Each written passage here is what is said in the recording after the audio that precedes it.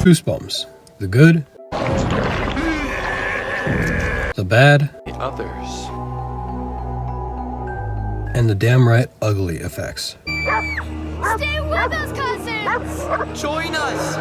I'm not 100% sure when Goosebumps came out. I'm sure it was in the late 80s or so.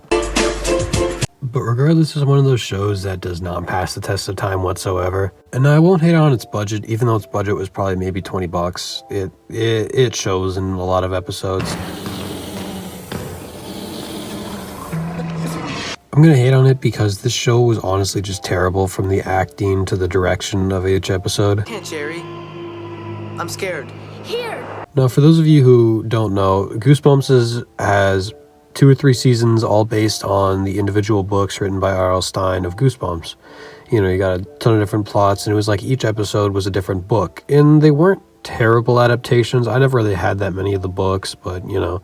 And don't get me wrong, as a kid, I actually did really like this show. It was a ton of fun to watch with my siblings because it was the scariest thing we could watch, which later became The Haunting Hour, which I'm going to make that video next week because that was a genuinely better show than this. Back in the day when Netflix didn't really have much for horror for kids, this was the best alternative. And I'm still really glad I watched it. I certainly don't remember all the episodes because I didn't research them whatsoever, and I'm sure I'll remember more of them as I get clips for this video, but... What the fuck? What the fuck are you? Stay back! Stay back! Stay back! Stay back! Goosebumps was fundamentally a very good idea, and I think if it had a better budget and maybe slightly better directors, I think nowadays it could make a really good horror show for kids, especially considering a lot of the material and source was good.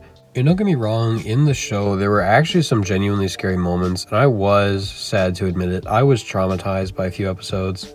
But a lot of the time, even as a kid, I couldn't help but just wonder, what? Why is this a thing? Mom!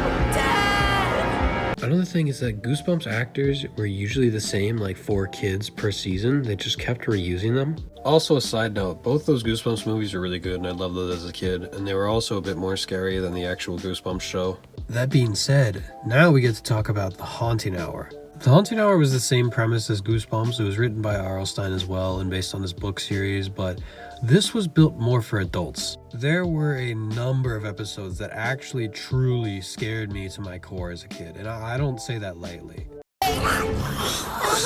If you were awake, I wouldn't be here. Also, The Haunting Hour had Rowley in that one ice cream episode, so that's pretty cool. R.L. Stine also must have had a very weird obsession with dolls because in both shows there's a creepy doll that comes back in multiple episodes. Slappy is arguably more of a classic though. I would go more into depth about some of the episodes, but honestly I don't think you guys want to hear me give an overview of that, so I'll just save you the trouble. Don't watch Goosebumps. Give Haunting Hour a try if you have little siblings or something you can watch it with, because it's a fun experience, but it's a waste of time to watch if you've actually seen anything resembling a horror movie.